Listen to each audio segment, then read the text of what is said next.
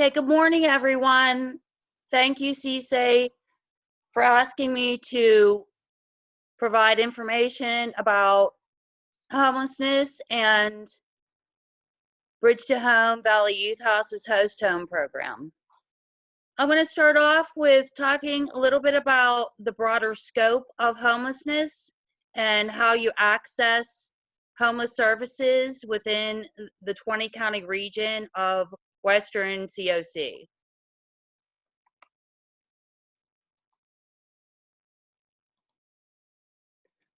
So today's agenda will include talking a little bit about the Western COC and coordinated entry, as well as just a brief information about Valley Youth House, and then a little bit deeper dive into the Bridge to Home Host Home Model Program. And then at the end, please bear with me while I try to start a video about in regards to a host and youth, our first host and youth match and their experience. And then at the end, we'll take some questions and answers. We'll do some questions and answers.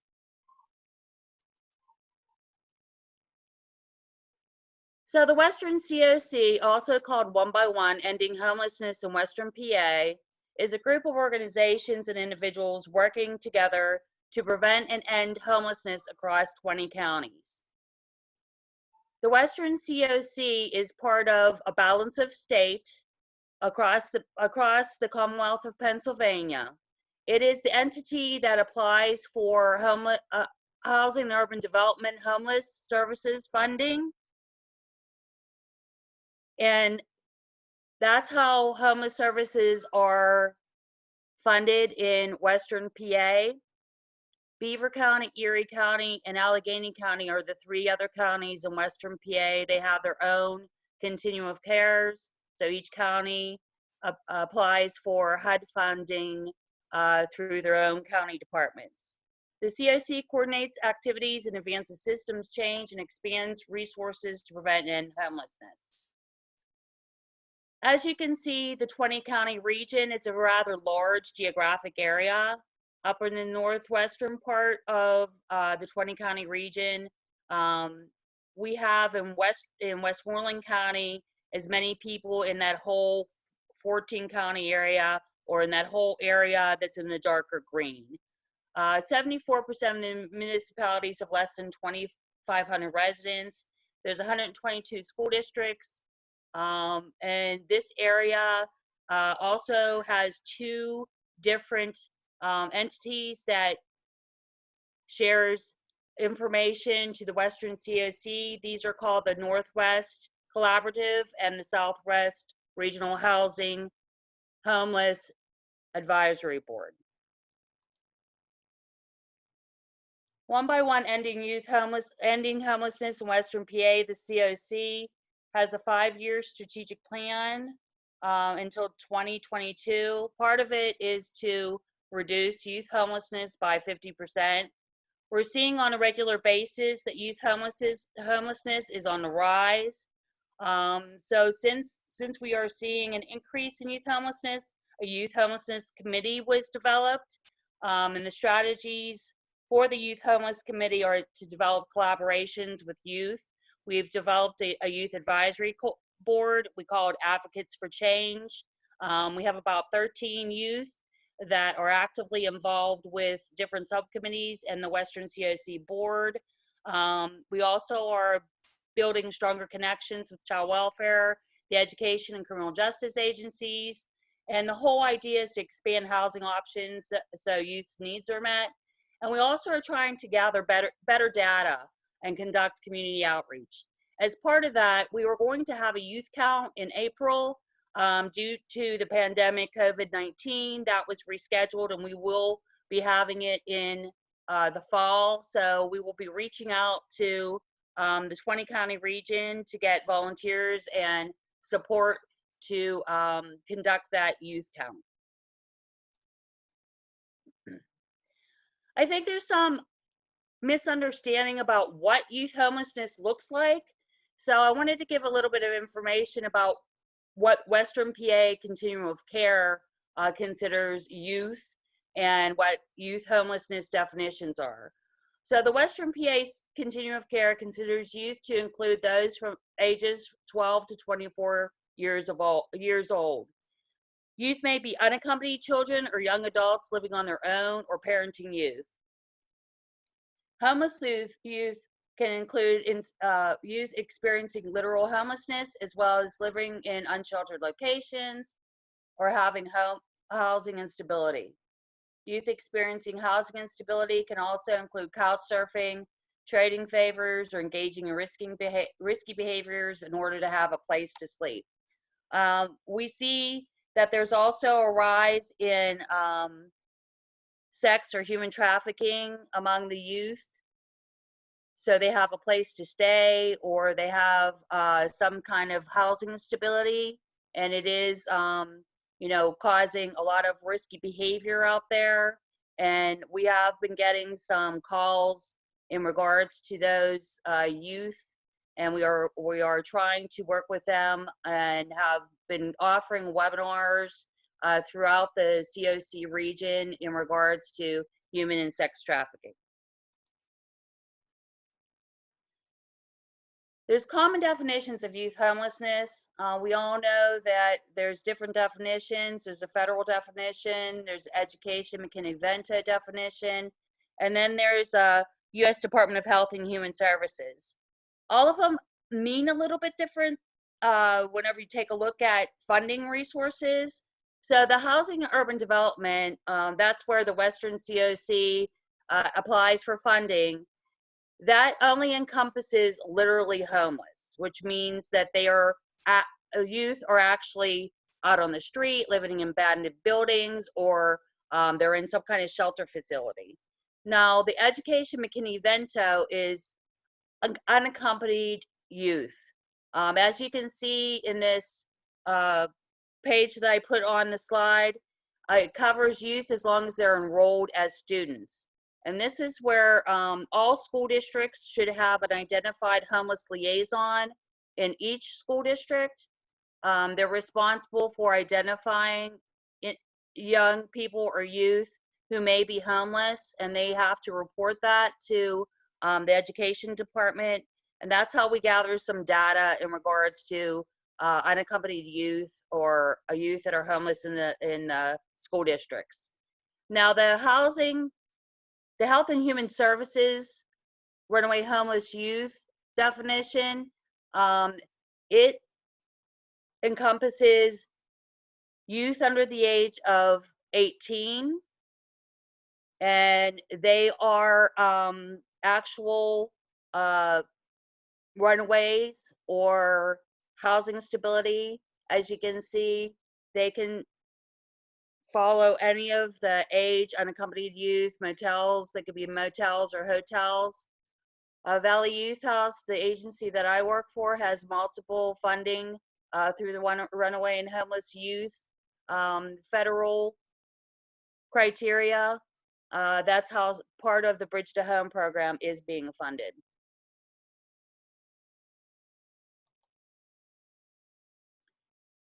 These are some statistics from 2018 from the Pennsylvania Department of Education. This is the data that is being collected from each homeless liaison in each school district. As you can see, Westmoreland in 2018, it was reported 409 homeless youth. We think that that's underestimated. We believe that it should probably be about double that. We are seeing an increase. The data that's coming out in 2019 is definitely more than 2018. So that's why we were planning a youth count to get a better handle on the data and the need for youth homelessness. Currently, the Western Continuum of Care utilizes the coordinated entry system. Across the United States, every county has to have a coordinated entry system in place for individuals who are considered homeless or at imminent risk of homelessness, and how to access homeless services. For the Western Continuum of Care, which is the 20 counties, the main hub of the coordinated entry system is in Lawrence County. Each county has assessment sites, or you can call 211 for assistance. The preliminary questions that are asked to determine whether or not you would qualify for the homeless services are you literally homeless? Are you at imminent risk of becoming homeless? Or are you fleeing or attempting to flee domestic violence? Once those preliminary questions are asked, if it is determined that you answered yes to one or more of those, then the individual that is calling can present at an assessment site or call 211 for the assessment to begin. Once assessed, you're placed on a housing prioritization list for services. These services are funded through HUD, Housing and Urban Development, and they are considered homeless services. An individual or family will be placed on the list in numeric order based on the score dictated by the assessment. When a housing option becomes available, it is offered to the individuals based on where they are at on the housing prioritization list. To give you an example, if somebody answers yes to one of the three questions and they are a young family with young children, they probably would score pretty high on the assessment tool because of vulnerability. They could be offered rapid rehousing. They could be offered a shelter facility or some other homeless services as they reach to the top of the list. That list encompasses everybody from the 20 county region. So whenever it comes up that there's an availability, it may not always be in the county of origin. You would still be offered that housing availability if you have selected one of those counties whenever you did the assessment. So say, for instance, you were actually couch surfing, or you were literally homeless, and you reached the top of the list and you were in Westmoreland County, but there was a housing availability in Washington County, and you said you would move there, you would be offered that housing availability. Unfortunately, what has happened is that Housing and Urban Development, HUD, did not fund how to actually move individuals or funding to move them to another county. So we have been relying on multiple human service agencies to assist people to move to other counties if necessary. So I'm going to take a little bit deeper dive into Bridge to Home, the program that I oversee. It's a host home model program. It is the first in the state of Pennsylvania. We are using Point Source Youth as a consultant. Point Source Youth is an organization that has implemented host homes throughout the United States. The tool that we use is a host home tool that can be accessed in the references and resources at the end of this presentation. So we're going to talk a little bit about what is a host home model program, Bridge to Home. First, I'm going to give you a brief overview of Valley Youth House. That's the agency that I work for. As you see on this slide, it is predominantly in 14 counties in the eastern part of the state. How we came over to the western part of the state is through the Western COC to address the increased need for services for youth homelessness. And whenever there was some funding available through Home for Good, I'll talk about that in a little bit. There was funding available in the western part of the state, and that's how this program got started. In addition, I want to just let you know that Valley Youth House has been around for about 46 years in the eastern part of the state. And they have multiple divisions. We have multiple divisions, including prevention, intervention, behavioral health, shelters, LGBT plus supports. We also have a nice camp out in the eastern part of the state near Allentown, independent living resources. So getting back to how Bridge to Home came about, there was funding availability through Home for Good, Pennsylvania Higher Finance Agency, and the Federal Home Loan Bank got together and offered funding for homeless resources. Valley Youth House applied for that funding and was awarded back in 2019, the beginning of 2019, to develop a host home program. We also are involved and reached out to the children and youth agencies in Armstrong, Indiana, Washington, and Westmoreland to assist us in offsetting some of the costs. And then we also received Runaway Homeless Youth dollars in October of 2019. We are currently in Armstrong, Greene, Indiana, Washington, and Westmoreland counties. We serve 16 to 20-year-olds. I want to preface that we have served as young as 14 and as old as 21. With the funding streams a little bit different. We start out with youth under the age of 18 with RHY funding for 21 days or less. The RHY funding only gives emergency sheltering funding. So if they choose and if it was working out with the host family after 21 days, then we switch for the Home for Good funding and access children and youth agency funding. So the eligibility of a host home. I know that people get a little confused and they call it foster care. This is not foster care. Host homes are not system involved. They're prevention and diversion from the system or assisting youth that are coming out of the system or signing themselves out of care. So the youth that we are working with is filling that gap or need, who may have never been involved with children and youth or the juvenile system, or the possibility of them getting involved with the CYS agency or juvenile is great. So we try to divert them rather than them going into foster care or going into the system. As I said before, we have worked with as young as 14 and as old as 21. But the original age that we started out with was 16 to 20. Our goal is to expand to 24 to adhere to the homeless youth guidelines of 12 to 24. I want to stress this is voluntary participation. We screen the youth. We really talk to them about youth choice and voice.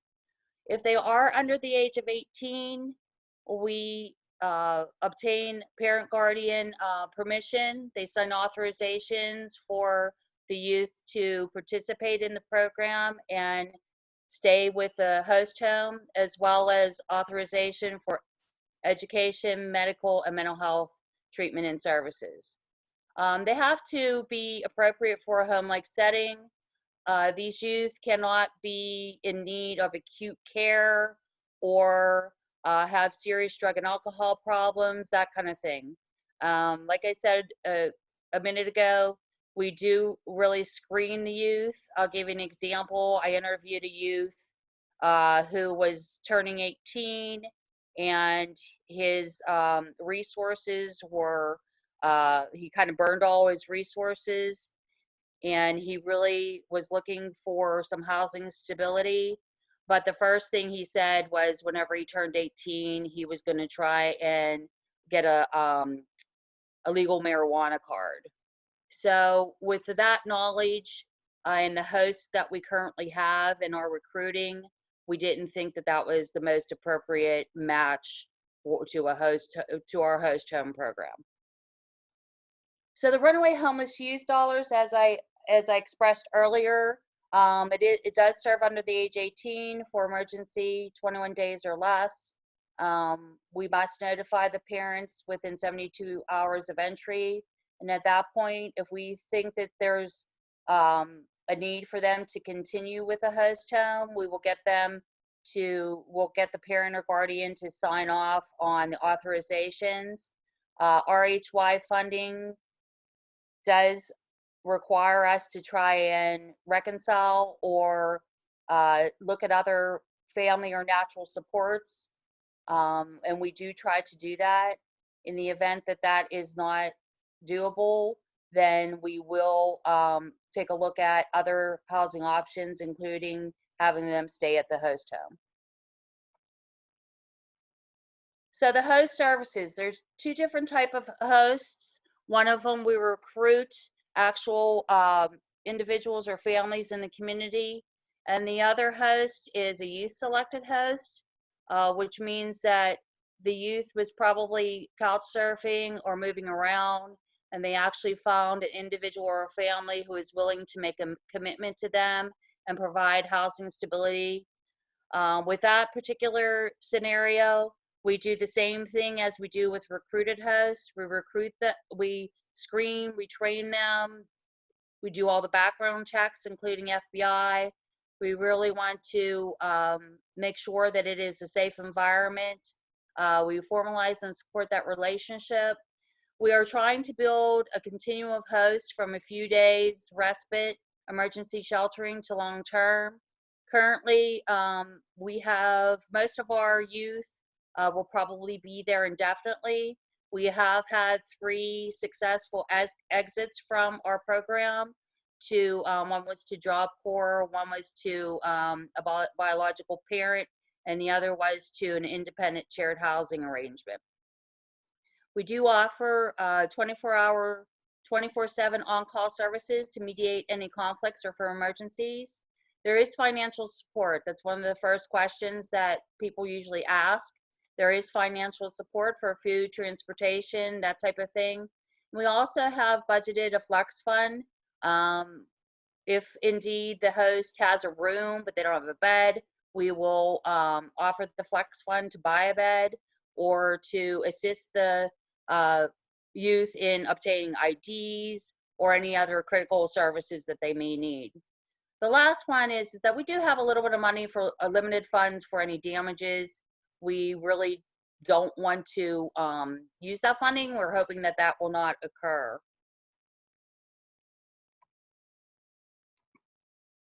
Now, with the youth services, we do provide individual case management. It's hands-on by a housing stability coach. The housing stability coach will work with the youth on reconciling with parents, legal guardians, or long-term resources. There's a lot of youth choice and voice. The housing stability coach meets with the youth and the host at a minimum of once a week. Oftentimes it's multiple times a week. There's a host and youth agreement that is developed between the host and the youth that covers everything from if they're allowed to cook, have people in their home, any faith-based or spiritual needs.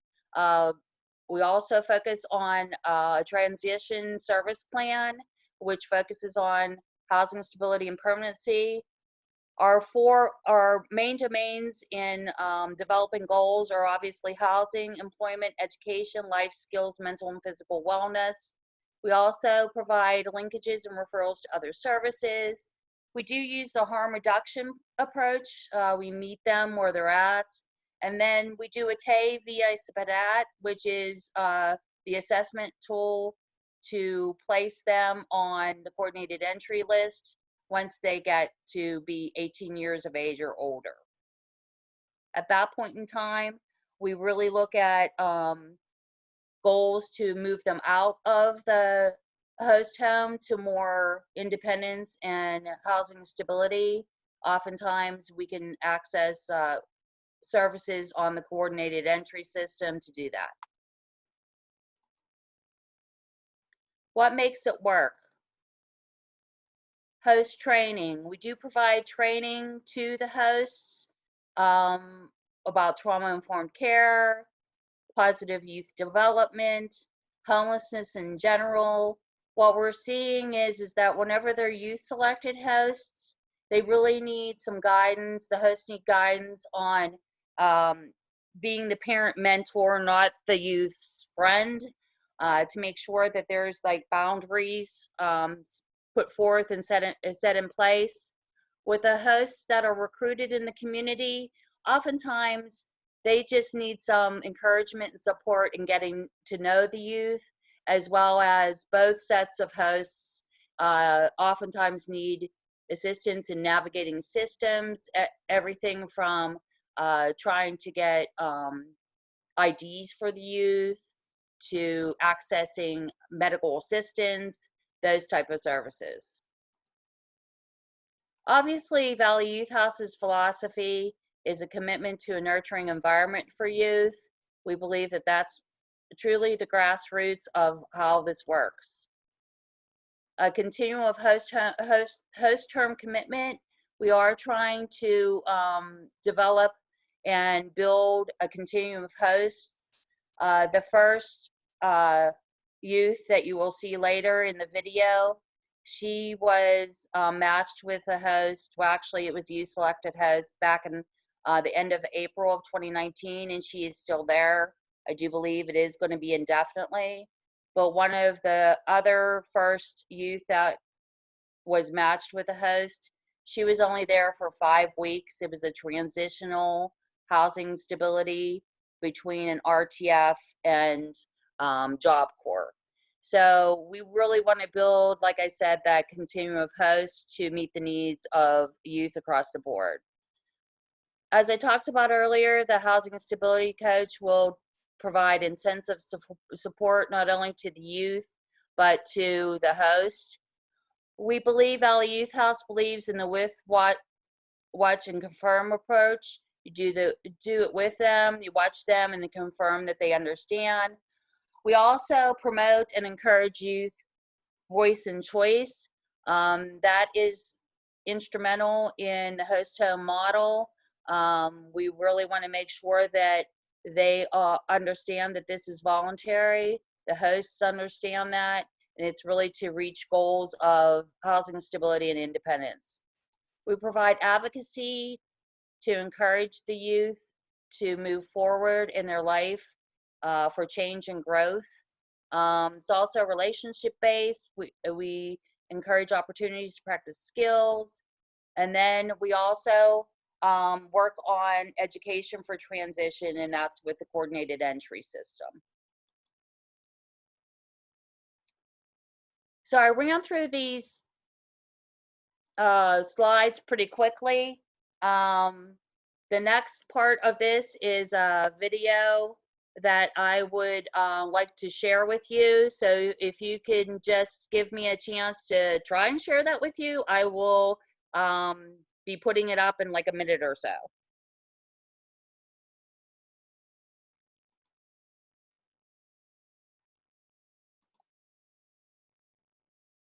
Kids become homeless for many different reasons. There's parents not accepting them for being part of the LGBTQ plus community. A lot of kids are not accepted for a lot of things that they can't control. Carol, you have to share that screen. Yeah. Okay, hold on. Let it go. You gotta be there. I'm gonna restart it.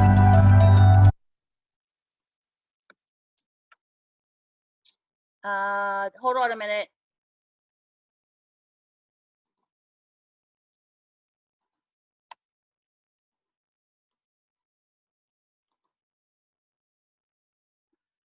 I'm going to share the computer sound.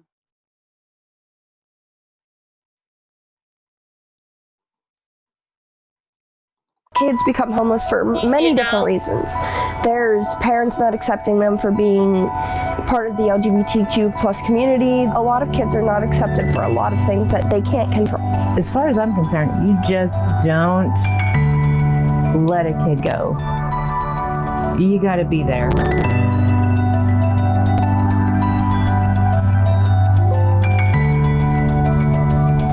I was living with my grandmother for a little while before I moved back in with my biological mother. And things were good at first, you know, me and my mom were getting along, I was getting along with her husband, you know, we were all okay. My sister had then moved out and that's where it kind of all went downhill. My stepdad got really aggressive and mean towards me and my mother.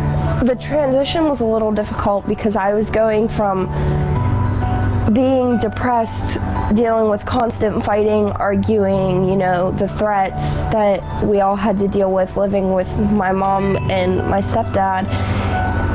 And it was difficult because I went from dealing with that to not having to worry about any of that. If there's just those few people, for kids like Jillian, I mean, for what Jillian's doing for Madison and what other kid could do for another kid, this is amazing.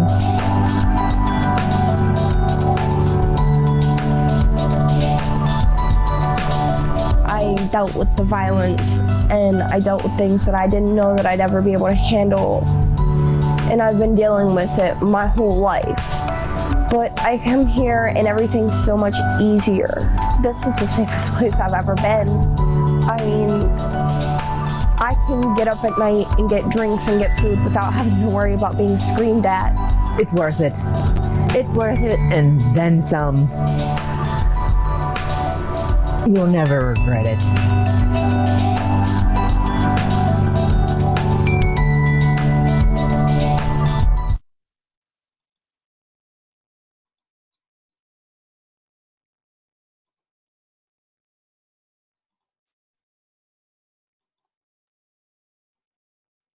Are you tired of the media spinning the truth and pushing false narratives? Well, take a look at this. Over the last 3 years, while the establishment media was pushing false narratives and uncorroborated evidence, we invested and shed light on some of the deepest government corruption in this nation. Something that makes Watergate look like nothing in comparison. And take a look at this. At a time when America... Sorry about that.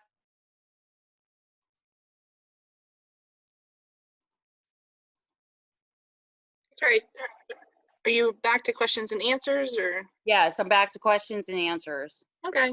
So if anyone has any questions for Carol, I know there's a question here in the Q&A, Carol, and someone asked, what is coordinated entry? Okay, coordinated entries was implemented by HUD, Housing and Urban Development, to try and reach the most vulnerable population who are homeless. So it was mandated by HUD that a coordinated entry system was developed for each county or each continuum of care. And what happens is that if you want to access homeless services that are funded through HUD, Housing and Urban Development, you must be assessed. There's an assessment tool that is used to determine the vulnerability, and then you're placed on a queue, which means that you're placed on a list, and they prioritize you based on vulnerability, and then they pull individuals and families off that list and offer available resources based on the score that you have. Perfect. Yes, I do have contact numbers for these programs. You can also dial 211 for the to get on the coordinated entry list. I sent those to Sarah Opolinsky, and she will be sending those out after the presentation today. Who do we contact when we know a student is homeless, and what if there is no parent involvement? Really good question. The homeless liaison, each school district has a homeless liaison. If you call the school district of origin and ask for the homeless liaison, they should be able to reach out for services. If there's no parent involvement, they're still covered under the McKinney-Vento Act as an unaccompanied youth. They still can access educational programs. They can still go to school. If they are listed as and identified as a homeless student through the school district, they can sign their own paperwork at the school district. As far as getting into the host home program, we have had to track down parents for youth under the age of 18 and explain to them what the program is about. So far, so good. We have not had any parent that said no to signing the authorizations. But I have a list of the homeless liaisons for each school district in Westmoreland County. I can share that with Sarah, and she can push that out to attendees on this presentation. That'd be perfect, Carol. Thank you.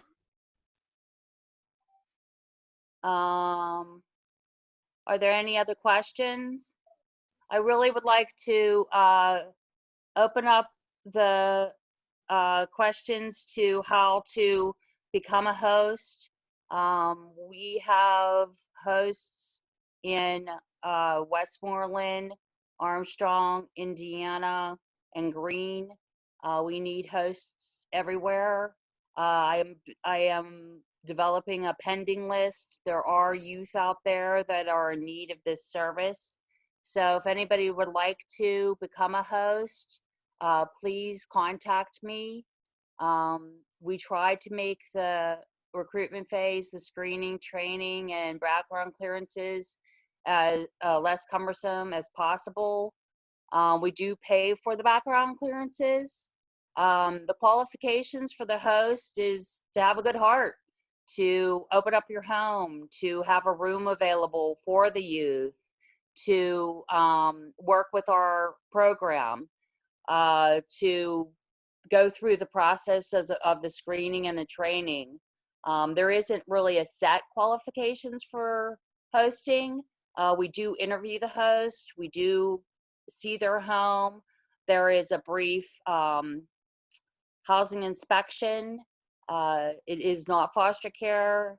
You don't have to be certified, but we do want to make sure that it is safe and comfortable, and that the youth will get the needs met as far as housing stability. Are there breed restrictions for dogs in the home? No, there are not. What we do is if you do have pets or dogs in the home, we list that and we talk to the youth whenever we screen the youth if they have any issues with dogs. The whole idea of this program is voluntary and matches the youth with the host home. So if the youth has an allergy or is fearful of dogs, obviously we wouldn't match them with a host that has dogs. What is happening with the homeless youth during this pandemic? Well, I'm still working. They're still out there. I am getting referrals every day. I just matched a youth with a host yesterday. So we are doing that with PPE and safety precautions. We are using masks and that whole type of thing. So we are trying to provide housing stability for homeless youth during the pandemic. It is very difficult. What trainings do the host homes have to complete? There are several in-person trainings that we work with the host family on, discussions about do's and don'ts with the youth, boundaries, just homelessness in general, to give them an overview of homelessness for youth and what it looks like. And then there are several webinar trainings, including mandated reporting, positive youth development, trauma-informed care. We are currently revamping some of the trainings, so we have all of those trainings on one particular training site, such as Relias training. So that is coming. I'm working on that right now. How is this different from foster care? It's different from foster care because these youth are not court ordered to actually be in this home. It's a voluntary agreement between the host and youth.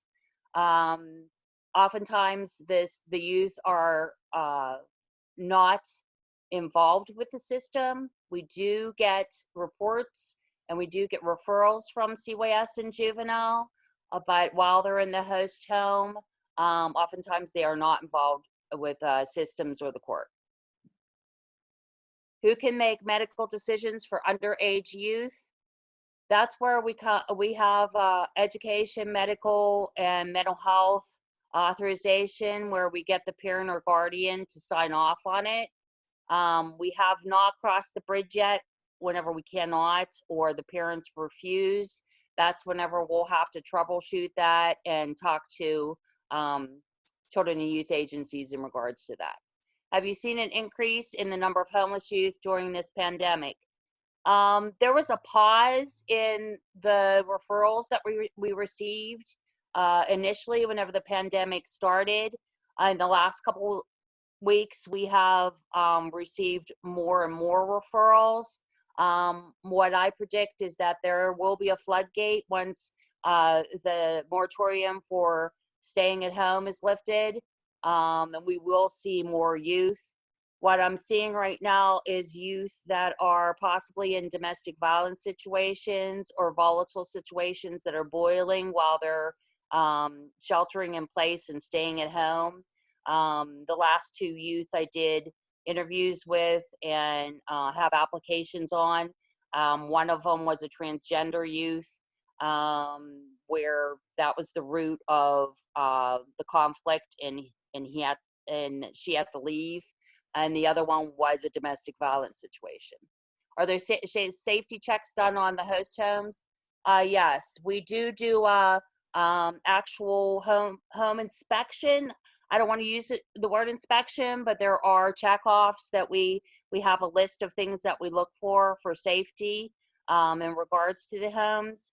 We actually do safety checks, if you mean going physically to the home. Yes, even during the pandemic, we have been going to the home with masks and gloves, just to make sure that everything is going okay and that the youth are working on the goals. When is CYS usually notified? I guess I'm not really understanding that question. I am a mandated reporter. If we think that there is an issue with the youth in the host home, we will notify CYS, and vice versa. CYS has called us whenever they've gotten reports of issues possibly in the host home. If we receive applications that we believe we cannot safely have them in a host home, we will contact CYS and see if they already have a report on this youth, and then we work with them. We have a partnership with them to meet the needs of the youth. If a youth is under 18 and a parent is not available or cannot be located, do you automatically call CYS?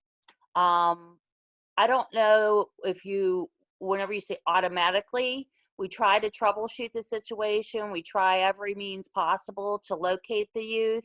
And then the youth's parents, and then if we cannot, yes, we will call CYS. That has not happened yet, but I'm sure it will.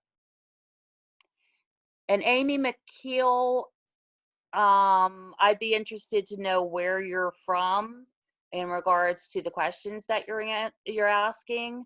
And if you want to give me a call or email me and you have any further questions, I'd be happy to answer them.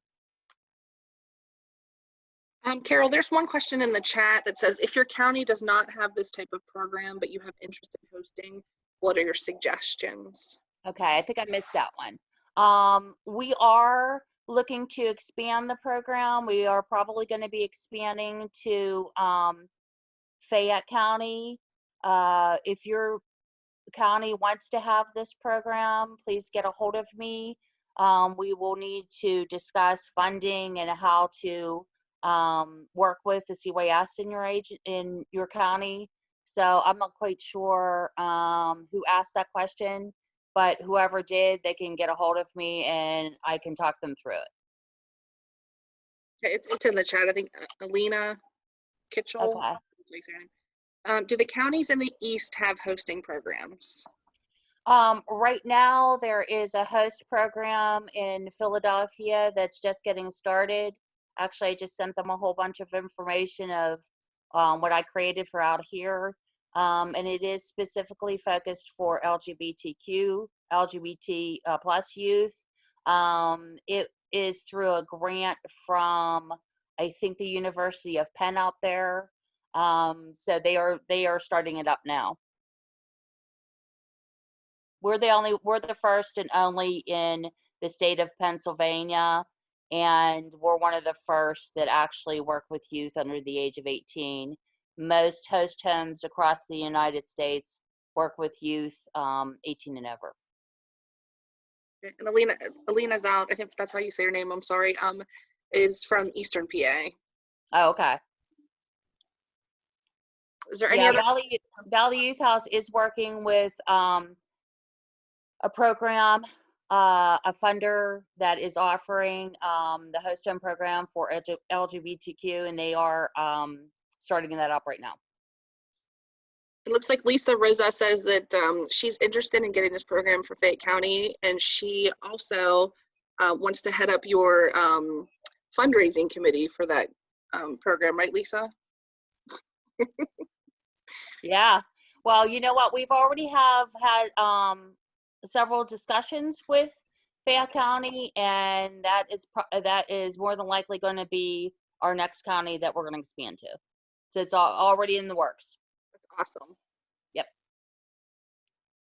I still need host homes, guys. So if you know of anybody that's willing to be a host, that would be wonderful if you get in touch with me. We do have need, and I do have a pending list. Do you have the program in Allegheny County? We just applied for, we sent an application, an RFP, in response to RFP for Allegheny. They have the Youth Homeless Demonstration Project money they were awarded. And we will be notified probably by the end of June whether or not we were given the funding to do it in Allegheny. They are going to be doing host homes in Allegheny. There is an RFP out, and we did apply.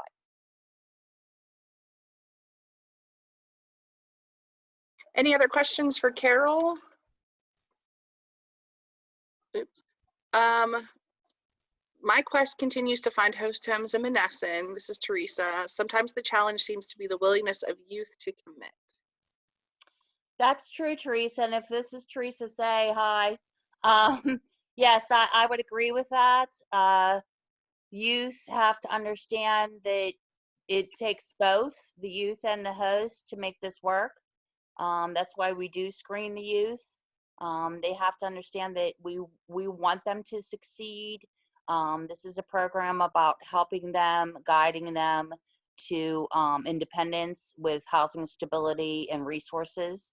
So I agree with you, Teresa, that is a stumbling block.